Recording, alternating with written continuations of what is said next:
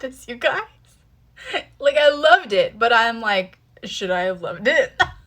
The Pucking Wrong Number by C.D. Reese. This book was about Lincoln and Monroe.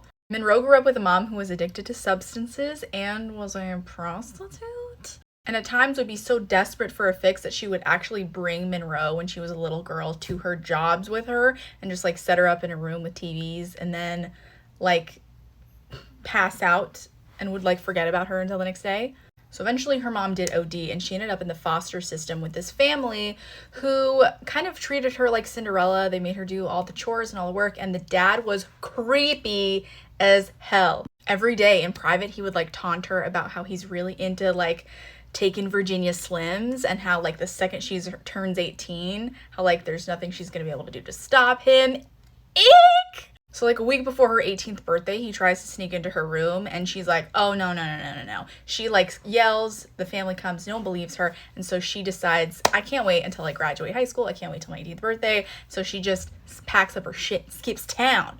There's a little bit of a time jump. She's an adult now. She's working in a doctor's office and is slowly making her way through school. Lincoln is a professional hockey player who comes from a very wealthy family already. He starts out a total mansloot, and his parents set him up on a date with this girl that they wanted him to go out with, but he kind of blew her off and ended up partying and passing out and hooking up with other girls. So the next day, he texts this girl he was supposed to meet up with and is like, hey, sorry, baby, give me another chance. I lost track of time, blah, blah, blah, excuses. But guess what? He was given the wrong Pucking number, and he has Monroe's phone number. So she gets a message thinking that it's her creepy landlord who she had just talked to, and he tried to come on to her about how there were other ways she could pay her rent, and she was like, ew, disgusting, go to jail. So she replied to him thinking it was her gross landlord, being like, as if. He's like, hold up, the girl who I stood up last night would literally worship the ground I walked on. He's very full of himself. So he keeps calling her by this other girl's name. I can't remember. It was like Candace or something like that. So she sends a picture of herself giving him the middle finger saying, this is not Candace, bro. And as soon as he sees her, it is deliciously psychotic, obsessive love at first sight. She's the one. When I tell you this man is unhinged, when I tell you that he is psycho, I'm not lying to you. He hires a PI. He hacks her phone. He knows her schedule. He knows her location at all times. Everything about her background, he finds out about her mom, everything. But he doesn't tell her this. He just keeps texting her like he's like a normal dude and they're like kind of falling in love, blah, blah, blah. But she's never seen his face. She does not know that he's famous. He'll send little teaser pictures of himself, like his forehead or his ankle or his like washboard abs. Anyway, Monroe, she's a boss bitch. She's a hard worker. So she is actually working a catering event for one of his special, like, fancy rich people parties. He sees her, and it's like 0 to 100 in 10 seconds. She, like, drops a tray. She's about to get fired. He says, no, let me handle this. He takes her into a room, like, finger blasts her right there. Like, the heat is high immediately. She's still a Virginia Slim, and he's very excited about that.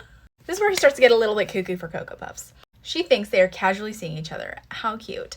On his end, he is trying to orchestrate everything in her life into centering around him. He wants her to live with him, so he goes to her landlord and threatens to beat him up if he doesn't evict her. With no real reason, might I add. He's like, I don't know, dude, make something up. Then he goes to her boss at work and digs up some dirt on him and says, like, you're going to fire Monroe. Just like, I don't know, make something up. Say that she stole something and that instead of pressing charges, you're just going to let her go. So she ends up having nowhere to live, no job to support herself. So she moves in with him, but he like treats her so nice, right? Like it's all cushy and she's like, oh, he loves me. He's taking care of me. And don't worry, like I'm going to get another job and I'm going to go back to school and I'm going to find another place to live. He's like, don't worry, baby. I got you. My home is your home now. Like he's just making her fall more in love with him throughout this whole book and like depend on him solely and completely. I know that actually happens to people in real life. I have read Long Shot by Kennedy Ryan. That was heavy. But this was like less heavy, so it felt more, I enjoyed how crazy it was for the sake of the plot in the end. This guy even goes as far as to bribe her doctor to, instead of putting what she thinks is a birth control implant in her arm, it's a tracking device. It wasn't enough to bug her phone. No, it's got to be in her skin. She's just like, oh, why can't I get any jobs? Like, I'm literally applying at McDonald's, last resort, because no other place will hire me. And they're still like, her school, it's like falling through. Her schedule for that is just like gone in shambles, and she's tried applying at other schools and all of her applications keep getting denied. And he's always there to support her and be like, oh babe, I'm so sorry, don't worry, I'm sure something's gonna work out soon, just wait and see, but I've got you until then, don't worry about it, I love you.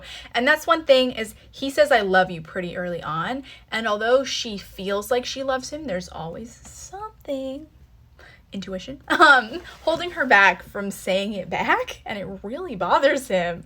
Lincoln has a really bad relationship with his parents because they always favored his older brother, and his older brother died saving him from falling through the ice on like an open lake playing hockey when he was a kid, and he feels like it's his fault his brother dies, and his parents have always said it's your fault your brother died. Lincoln's dad ends up anonymously texting Monroe evidence of all of the things that he has done to like sabotage her life. She's obviously like, this guy is psycho and I have to get out of here. But right as she's leaving, while he's out for a run, he comes home and is like, hey babe, where are you going? She tries to play it off, but because he's crazy, he has her phone mirrored on his phone, so he saw all the messages that came in, and that's why he came home to stop her from leaving. So he drugs her, he like right in the neck, and she wakes up chained to his bed in his apartment. He's like, I love you so much, and I'm sorry I had to find out this way, but I know you loved me too, so if it takes Stockholm Syndrome to get you to fall back in love with me again, so be it, okay? You're never getting rid of me.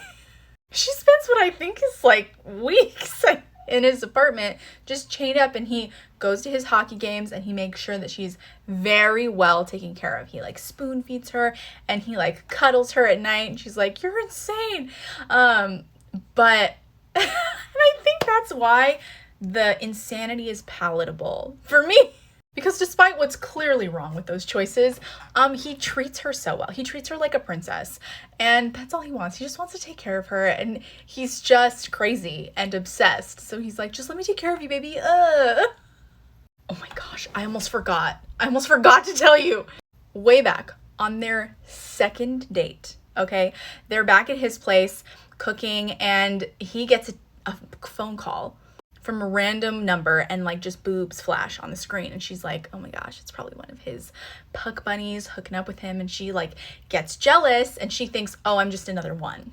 He sees the jealousy flash over her face and goes, no, this won't do. Drags her to his bedroom, pulls down his pants, tells her to look at his schlong, where it is freshly tattooed with her name.